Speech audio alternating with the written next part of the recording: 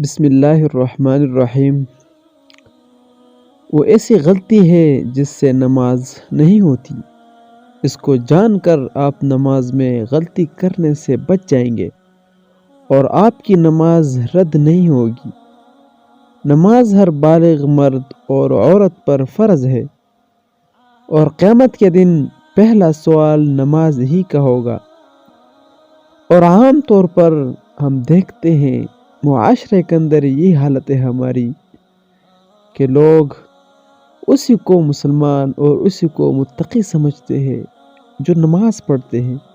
جو نماز نہیں پڑھتے ان کو لوگ متقی نہیں سمجھتے۔ تو متقی اور غیر متقی کے درمیان آج کل صرف نماز ہی کا فرق ہے۔ اگر نماز میں بھی ایسی غلطی ہو جس کی وجہ سے نماز خراب ہوتی ہو تو ہمیں چاہیے کہ ہم اپنی نماز کی سب سے بڑی اور چھوٹی غلطیاں صحیح کریں تاکہ ہم اس افضل عبادت کو صحیح طرح ادا کر سکیں۔ سجدے کی حالت میں یہ غلطی کی جاتی ہے جس سے نماز نہیں ہوتی، وہ یہ ہے کہ جب بہت سے لوگ سجدہ کرتے ہیں تو وہ اپنے پاؤں زمین سے جدا کر لیتے ہیں، زمین سے اٹھا لیتے ہیں۔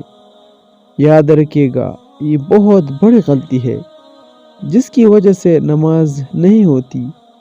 ہمیں اپنے پاؤں کی انگلیاں زمین پر رکھنی چاہیے سجدہ کرتے وقت، کیونکہ سجدے کی حالت میں کم سے کم پاؤں کی ایک انگلی کا زمین پر ہونا فرض ہے۔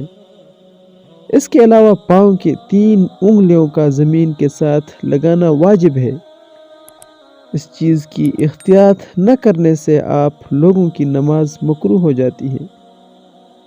اسی لیے آپ کو چاہیے کہ آپ اپنی غلطیوں کو سدھاریں اور نماز کو صحیح طریقے سے ادا کریں جس طرح اس کے ادا کرنے کا حق ہے۔